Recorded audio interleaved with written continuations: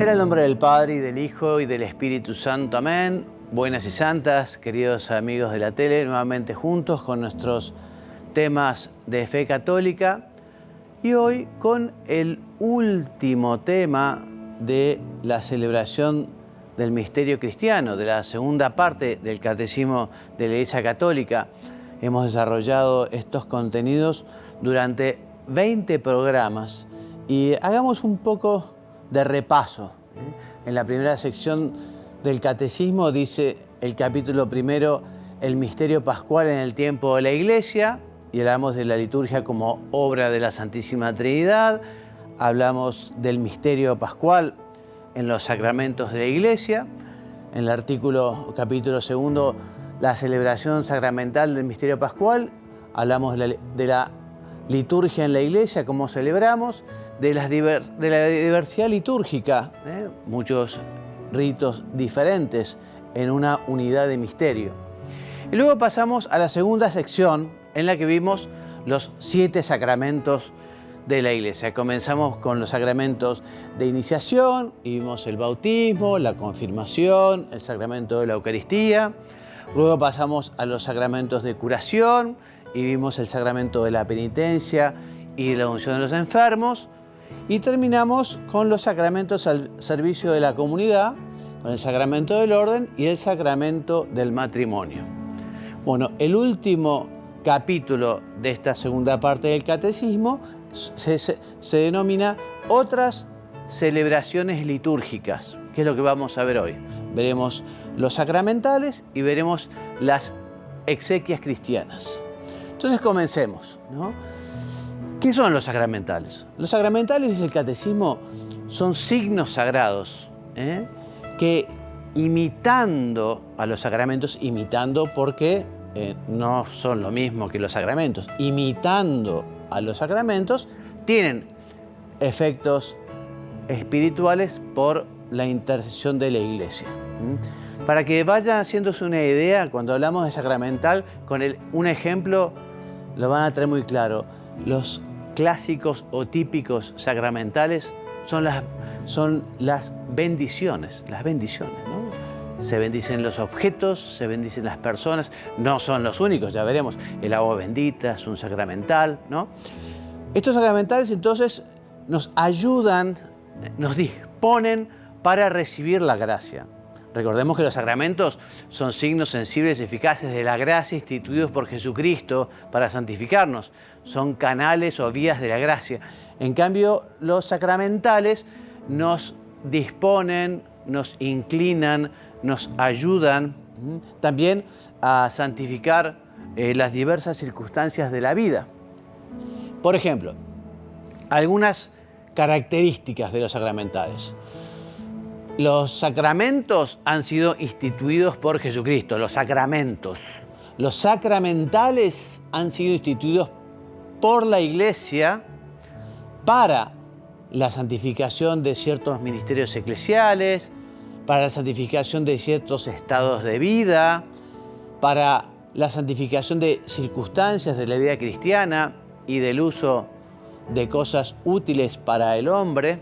Cuando veamos más ejemplos, se va a entender mejor, ¿no?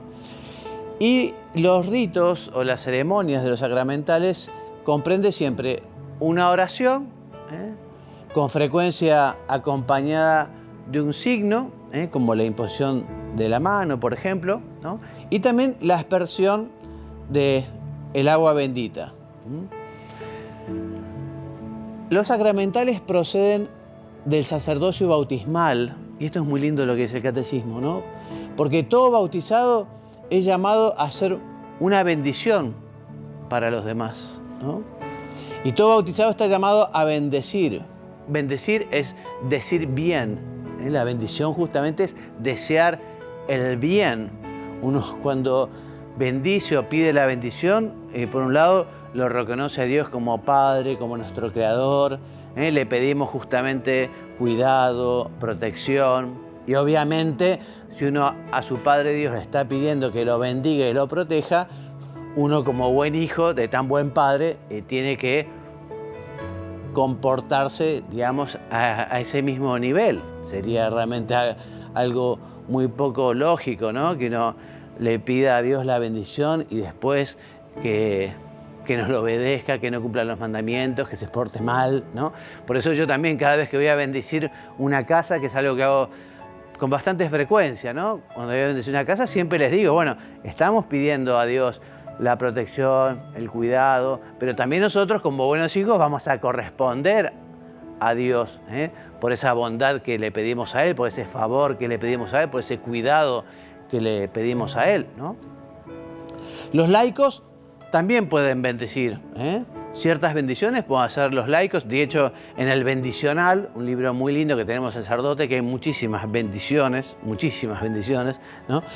Está determinado cuándo puede un laico bendecir, pero la presidencia de una bendición se reserva al ministro ordenado, o sea, al obispo, al presbítero o al diácono, en la medida que dicha bendición afecte más a la vida eclesial y sacramental. Repetimos, los sacramentos no confieren la gracia del Espíritu Santo, los sacramentales. Los sacramentos sí, los sacramentales no. Pero por la oración de la Iglesia preparan, volvemos a repetir, a recibirla y nos disponen a cooperar con ella. Entonces veamos sí, algunos ejemplos o diversas formas de sacramentales, ¿no? Entonces, hay sacramentales que son bendiciones. Y esas bendiciones pueden ser de personas, de lugares, de objetos, de la mesa, ¿no? Y bueno, toda bendición es alabanza a Dios, porque se lo reconoce justamente como nuestro Creador, ¿no? Y es una oración de petición, para justamente reclamar esa ayuda, ¿no?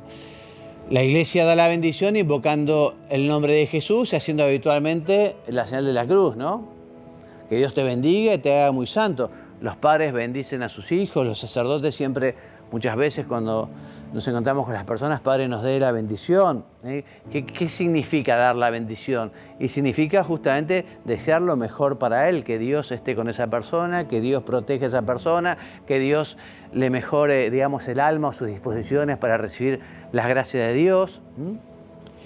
Hay algunas de estas bendiciones a personas que tienen un carácter permanente porque su objeto es consagrar esas personas a Dios, ¿no? O también cuando se trata del uso litúrgico de algunos objetos, lugares, se bendicen los vasos sagrados, se bendicen los lienzos sagrados, se bendice los ornamentos sagrados, se bendice una capilla, un oratorio, una iglesia, en fin, las campanas. Bueno, entre las que están destinadas a personas figuran, por ejemplo, esta es una muy formal, de esas, digamos, que son de alcance permanente, ¿no? Por ejemplo, eso, la bendición al abad o a la abadesa de un monasterio, la consagración de vírgenes o de viudas, el rito de la profesión religiosa, ¿no? Las bendiciones para ciertos ministerios de la Iglesia, las bendiciones para los lectores, para los acólitos, para los catequistas, ¿no? Y te decía, se bendicen las personas, se bendicen los objetos, Por ejemplo, la dedicación o bendición de una iglesia o un altar, la bendición de los santos óleos, ¿no? El santo crisma, el óleo de los enfermos, el óleo de los catecúmenos, de los vasos sagrados, ornamentos sagrados, de las campanas, te decía.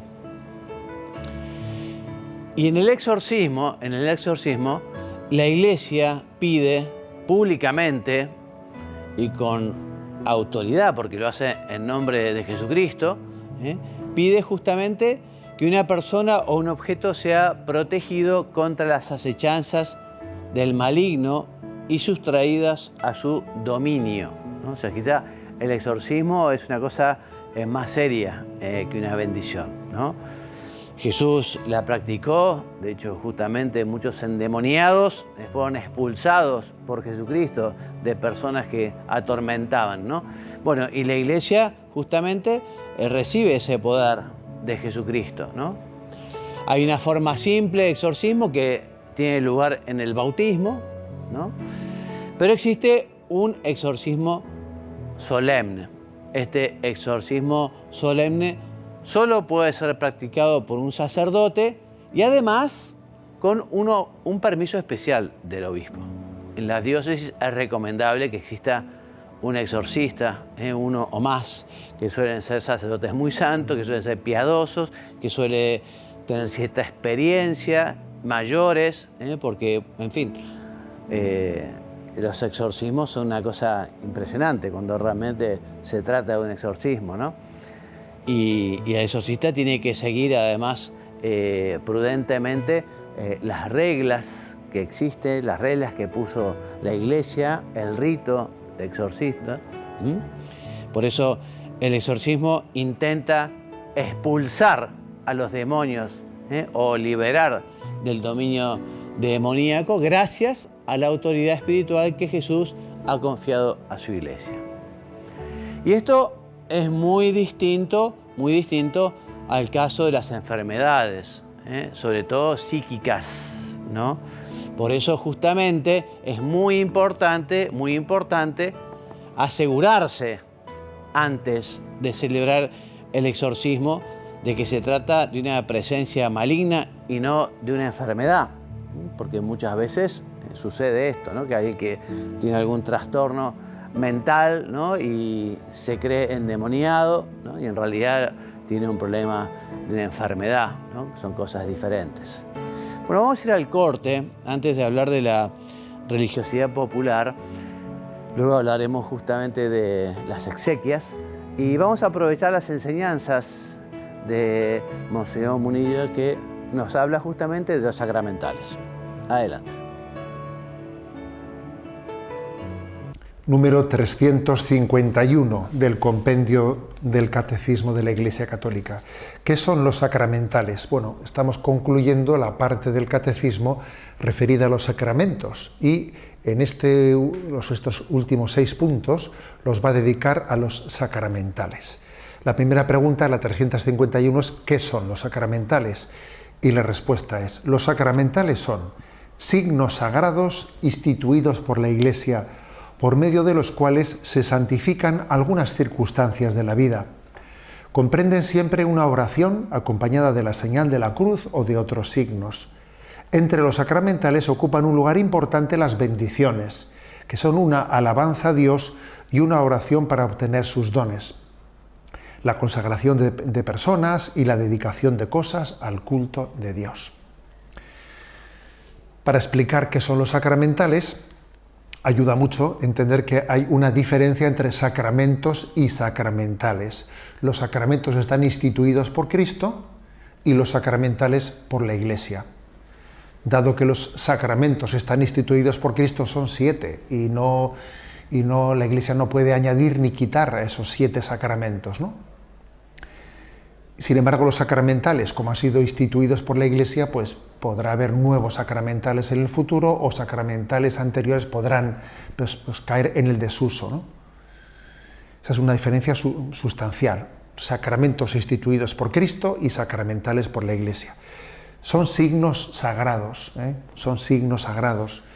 Son signos que imitan a los sacramentos. Podríamos decir que los sacramentales siguen la misma lógica de los sacramentos. Solo que en este caso más bien los sacramentales nos disponen a recibir la gracia fundamental que recibimos por el conducto de los sacramentos. ¿Para qué han sido instituidos los sacramentales? ¿En orden a qué? Bueno, pues en orden a veces al propio ministerio sacerdotal. Hay sacramentos que se ponen al servicio del propio, que se ponen al servicio del propio ministerio sacerdotal o de los estados de vida. Algunos sacramentales han sido instituidos para que caigamos en cuenta de la utilización correcta, ¿no? Por ejemplo, una medalla, bendecir una medalla, de la utilización de ciertos signos en su sentido religioso y sagrado. También es verdad que los sacramentales También pueden responder a la cultura de un lugar. Puede haber sacramentales que pertenezcan a una cultura y en otras culturas no se utilicen. Se componen los sacramentales de una oración y un signo. Todo sacramental tiene ambas cosas, ¿no? Oración y signo. Y el signo pues puede ser la imposición de las manos, puede ser la señal de la cruz, con mucha frecuencia, puede ser la aspersión del agua, o las tres cosas a la vez, imposición de las manos, señal de la cruz y aspersión del agua, o dos de ellas, pero digamos que el sacramental tiene como dos partes, ¿no? O dos elementos, oración y un signo. En eso también imita a los sacramentos, porque los sacramentos tienen una palabra y tienen un signo. Todo sacramento tiene una palabra y un signo. Pues por ejemplo, pues el bautismo tiene una palabra, ¿no? Yo te bautizo en el nombre del Padre, del Hijo, del Espíritu Santo, y tiene un signo, el derramar agua 3 veces. Y lo mismo el resto de los sacramentos. Como os decía, los sacramentales imitan a los sacramentos y tienen siempre una oración y un signo. Los sacramentales proceden del sacerdocio bautismal. Entonces podemos decir que todo bautizado, él en sí mismo ya es una bendición. Podemos decir que cada uno de nosotros somos bendición de Dios para los demás. Es más, tenemos que pedirle a Dios esa gracia. Señor, concédeme ser bendición tuya para los demás. Que pueda yo transmitirles una palabra en tu nombre, que pueda darles una palabra de consolación, un consuelo. Pero, además de eso, todo bautizado, él es una bendición y todo bautizado, él puede bendecir. Puede bendecir, ¿no? Puede presidir ciertas celebraciones de bendición, todo bautizado. Quizás en los lugares en los que pues el clero ha sido muy abundante, etcétera, pues esto lo hemos visto poco, porque casi siempre se ha reservado las bendiciones para los sacerdotes. Pero en otros lugares donde el clero no ha sido, donde los sacerdotes no han sido tan abundantes, pues claro, pues vemos que se ha asumido que los seglares, que los laicos, ellos también imparten bendiciones. Por ejemplo, ha sido muy frecuente en algunas culturas pues que los padres bendigan a sus hijos al terminar el día, antes de ir a retirarse y antes de descansar. O que los padres bendigan a sus hijos o un abuelo antes de que un hijo o un nieto emprenda un viaje. Por lo tanto, los seglares, los laicos pueden bendecir, aunque en algunos contextos culturales eso se ha hecho más o se ha hecho menos. En cualquier caso, es cierto que la presidencia de algunas bendiciones especiales se suele reservar a los sacerdotes, al ministerio ordenado. En la medida en que afectan más pues, a los sacramentos o a la vida de la Iglesia. Por ejemplo, pues, la bendición final de una liturgia eucarística, hombre, la imparte el mismo sacerdote o el diácono en todo caso. La bendición de una liturgia está reservada al ministerio ordenado generalmente, ¿no?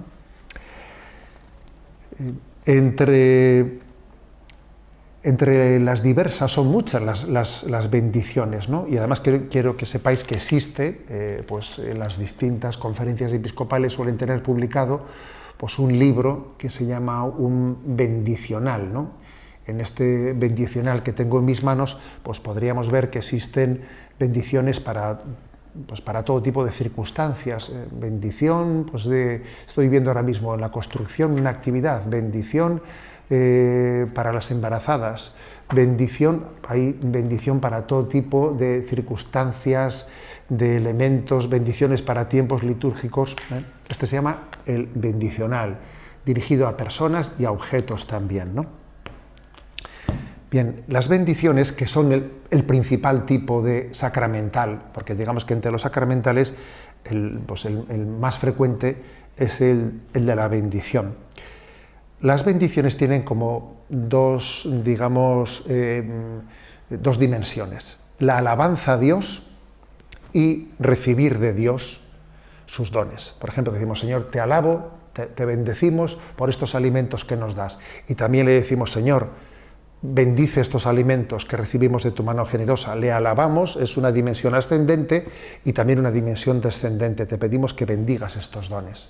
Son las dos dimensiones de toda bendición, la ascendente y la descendente. Y luego también añado que existen bendiciones que afectan permanentemente a las personas, como por ejemplo una bendición de consagración a una persona que hace sus votos, una bendición de un altar, una bendición de un utensilio litúrgico, de un cáliz que va a ser consagrado para su uso litúrgico. Son bendiciones que de alguna manera son permanentes, ¿no? para toda la vida. Todo ello conforma lo que se llama el bendicional de la Iglesia, que es el principal de los sacramentales.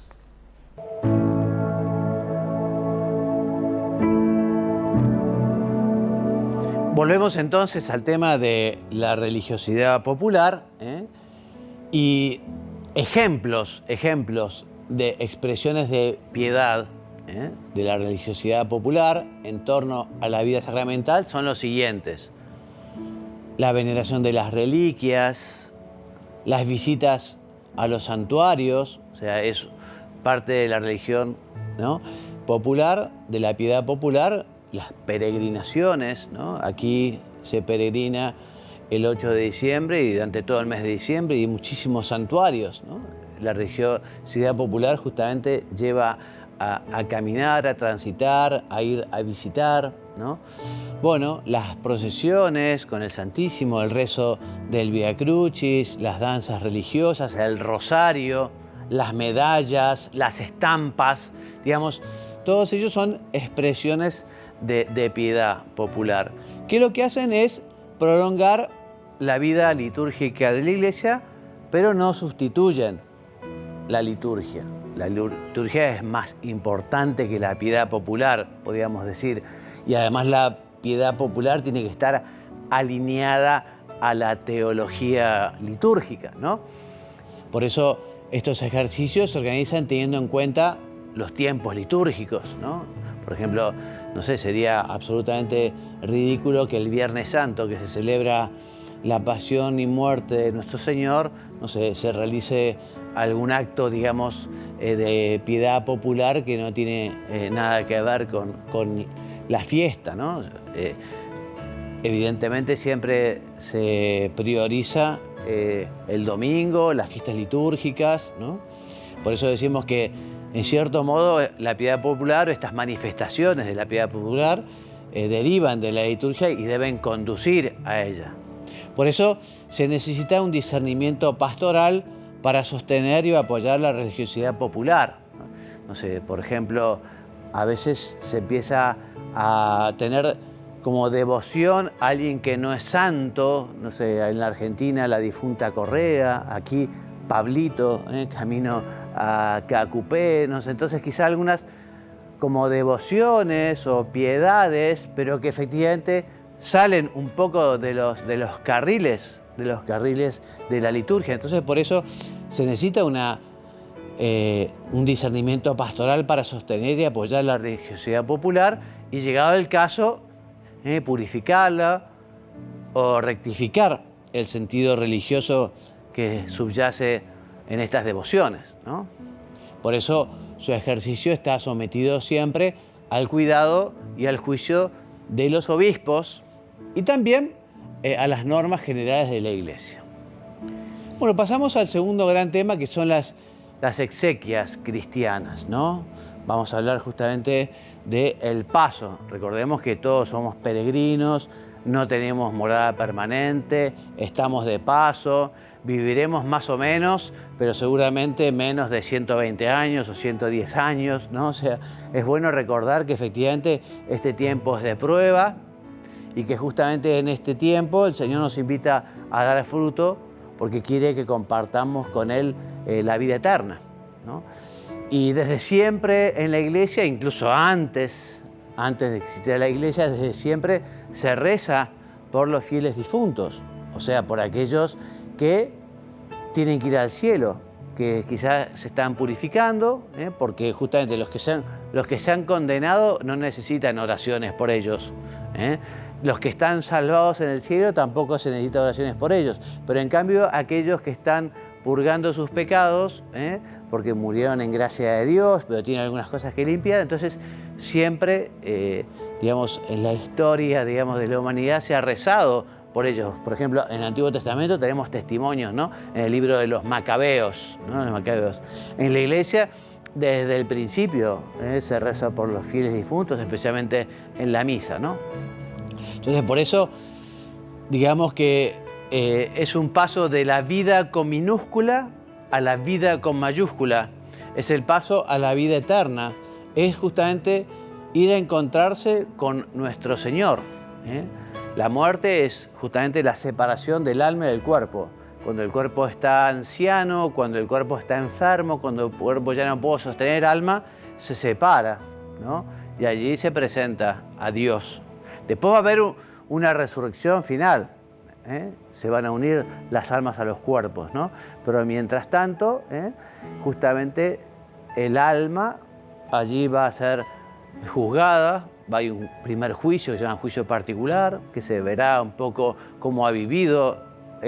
Suele decir que es una gracia que da Dios, una luz para ver uno qué es lo que merece, ¿no? ¿Qué es lo que merece? Y después va a haber un juicio final, porque así como el juicio particular es individual o personal, como nosotros formamos una comunidad, entonces se va a hacer público toda la vida de las personas, especialmente para honra de Jesucristo, que dejó este mundo como si fuera un criminal, de un modo tremendamente injusto. Entonces en el juicio final se va a ver la verdad de cada uno, ¿no? Bueno, entonces nosotros los cristianos rezamos por los fieles difuntos, o aunque no sean fieles, ¿no? Recientemente falleció el papá de un amigo que él no era bautizado, pero obviamente rezamos mucho para que efectivamente Dios lo tenga en la gloria, porque fue un hombre también muy bueno, ¿no? Entonces, las exequias cristianas son una celebración litúrgica de la Iglesia, una celebración litúrgica.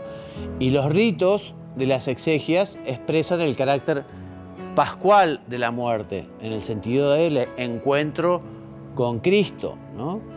Justamente este carácter pascual de la muerte cristiana también responde a las situaciones y a las tradiciones de cada región, porque justamente se vive de muy diversas maneras las exequias o las oraciones por los fieles difuntos en las distintas regiones con los distintos ritos, ¿no? Por ejemplo, el ordo exequiarum o ritual de los funerales para la liturgia occidental, para la liturgia romana, propone 3 tipos de celebración, 3 tipos. Si buscan el ritual van a encontrar que puede rezarse en la casa del difunto, se suele rezar un responso, por ejemplo, en fin. Se reza en la iglesia antes de partir del cementerio y por último allí, en el cementerio. O sea, en estos 3 lugares se pueden desarrollar exequias, se pueden desarrollar oraciones por los difuntos. Y esos momentos, digamos, esos ritos tienen 4 grandes momentos, así en general, ¿no? Que es lo que vamos a hablar un poquito. 4 grandes momentos. Por un lado, la acogida de la comunidad, la liturgia de la palabra, el sacrificio eucarístico y el adiós, ¿no? Del difunto. Respecto a la acogida, es justamente cómo se recibe, ¿no? El párroco o el sacerdote, ¿no? Si es en la iglesia, si es en la casa del difunto, si es en el cementerio, hace un saludo de fe para abrir la celebración, ¿no? Y se saluda y se recibe tanto a los familiares del difunto, como también a la comunidad orante, que también espera palabras de vida eterna, ¿no?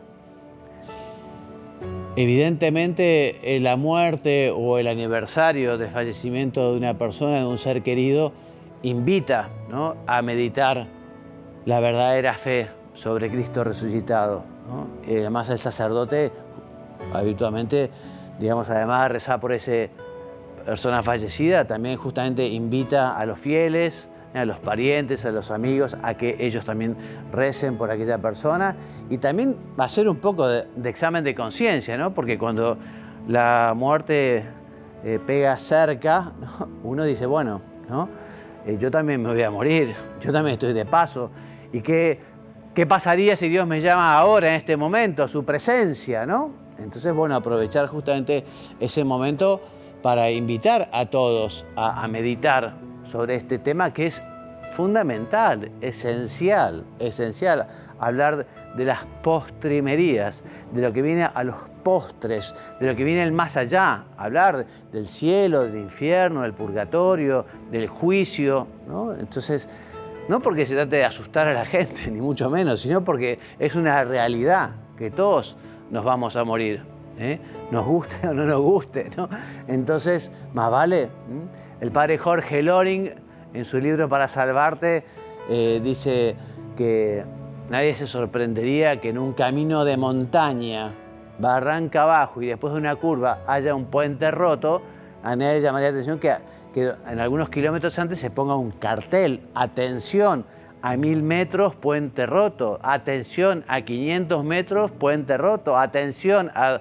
Bueno, entonces, porque es un peligro, digamos, si una persona no le avisan, si una persona no le dicen, y bueno, se puede caer al precipicio. Entonces los sacerdotes, no para asustar a la gente, pero sí justamente para decir, miren que efectivamente todos nos vamos a morir y todos tenemos que dar cuenta a Dios y nos preguntará qué hicimos con la vida que nos dio. Dios no es un cazador que está esperando así que la presa esté distraída, no. Dios es como un jardinero divino que prepara sus plantas, que prepara sus flores y que las corta en su mejor momento. Porque Dios quiere justamente que el pecador se convierta. Dios quiere que el pecador vuelva al camino, que el pecador se salve, ¿no? Bien, la segunda parte entonces de la celebración, la segunda parte es la liturgia de la palabra, porque se leen unas lecturas, se puede leer una primera lectura, incluso una segunda, el Evangelio. Después de esa liturgia de la palabra, una pequeña homilía para hablar de esa lectura. La homilía debe evitar el género literario del elogio fúnebre, ¿no? O sea que, digamos, lo que no se puede hacer, digamos, de alguna manera es quizá, no sé, el elogio fúnebre. Digamos, quizás se puede hablar de las virtudes y lo bueno que era esa persona y el bien que había hecho, pero digamos, siempre dentro del sentido común, del sentido sobrenatural y recordando que efectivamente de lo que se trata es de rezar por el alma para que alcance la luz, para que alcance el cielo, para que alcance el premio. Es sumamente oportuno también la celebración en la misa de las exequias, ¿no? Porque efectivamente la Eucaristía es el corazón de la realidad pascual de la muerte cristiana y por eso la Iglesia expresa su comunión con el difunto ofreciendo el sacrificio de la muerte y resurrección de Cristo. Por eso también habitualmente a los asistentes, yo muchas veces les digo, cuando asisten justamente a un velorio o a un entierro, ¿no? Bueno, que ofrezcan la misa por aquella persona que falleció. Pueden ofrecer a modo de sufragio muchas cosas más, porque pueden ofrecer el trabajo, el cansancio, ese mismo dolor que tienen, el acercarse a confesar, ¿no? A modo de sufragio uno puede ofrecer muchas cosas, pidiendo por ese difunto, que si ese difunto ya está en el cielo, y bueno, Dios lo distribuirá entre otras personas, pero podríamos decir que es como un deber de justicia, sobre todo de los parientes más cercanos, de rezar por aquella persona que falleció, ¿no? Entonces la Iglesia pide que su hijo sea purificado de sus pecados y de sus consecuencias y que sea admitido a la plenitud pascual de la mesa del reino. Y por último, el adiós, ¿no? Que es lo que todo el mundo esperamos, ¿no? Llegar a Dios, llegar al Padre, llegar al Señor, llegar al Espíritu Santo, llegar al cielo, ¿no? Y podemos justamente aprovechar y recordar lo que rezamos muchas veces al día, que le decimos a la Virgen, ruega por nosotros pecadores ahora, ahora que estamos en la tierra, ahora que podemos dar mucho fruto, ahora que podemos hacer mucho bien, ahora, pero ruega por nosotros pecadores, sobre todo en la hora de nuestra muerte, para que efectivamente el Señor pueda venir a buscarnos, podamos confundirnos en un abrazo, ese Jesús que hemos buscado en la oración, en la Eucaristía, en los demás, ¿no? Y que bueno, y que Jesús nos pueda decir, muy bien, siervo bueno y fiel, porque fuiste fiel en lo poco, yo te consagraré en lo mucho, entra a gozar del gozo de tu Señor. Y con esto entonces terminamos este ciclo del Catecismo de la Iglesia Católica, de la segunda parte, hablamos de la liturgia y los sacramentos. ¿Qué es lo más importante de todo lo que vimos? Lo más importante, la Eucaristía. La Eucaristía. La Eucaristía como alimento, como comunión, la Eucaristía como rito, como lo que es el sacrificio de la misa. También tenemos justamente la confesión que nos ayuda a prepararnos para la comunión, para recibir al Señor con el corazón limpio. Así que bueno, terminamos dando gracias a Dios por estos benditos sacramentos que nos ha dejado Jesucristo, que nos comunican de una manera muy particular con Dios, porque nos da su gracia. Vamos a agradecer y vamos a aprovechar estos sacramentos que el Señor nos ha dado, para así podemos realmente ir por este camino de la vida como hijos de Dios, siendo así felices en la tierra y cuando Dios quiera, felices en el cielo. Bueno, me despido hasta la próxima, que Dios los bendiga y los haga muy santos. Amén.